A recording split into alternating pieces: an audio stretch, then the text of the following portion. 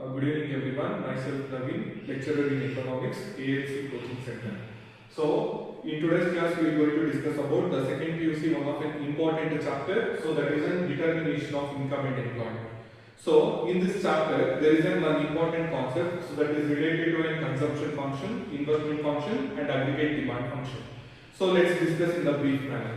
So here, before going to discussion about this consumption function, we need to know the meaning of the consumption. So consumption is nothing but consuming the goods and services to get the satisfaction. So but the concept of consumption is different and the concept of consumption function is different.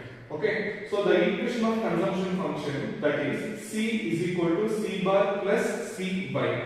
So which means the consumption function explains the relationship between the consumption and income. So usually in macroeconomics the income is denoted by Y.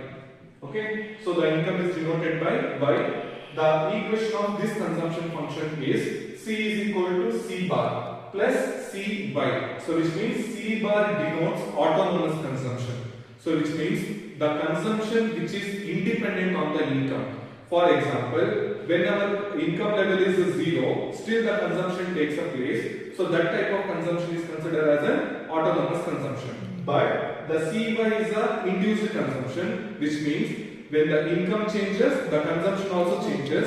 So which means the consumption which is dependent on the income, so that is called as an induced consumption. For example, so when the C bar, which means the autonomous consumption, is 50, 50, 50, even the income level is 0, it is 50, 1, 2. If the income changes, the autonomous consumption is remain unchanged because it is independent on the income. But the Cy, when the income is 0, the induced consumption is also 0. When the income changes, the induced consumption changes.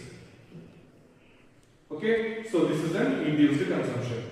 And when we take an investment function, so that is I is equal to I bar. So before this we need to know the meaning of the investment. So investment is nothing but the creation of the capital or the creation of the physical asset. So that is called as an investment here. The investment function will explain the relationship between I is equal to I bar, which means I is the investment function and I bar is the autonomous investment. Okay, we'll continue in the next class.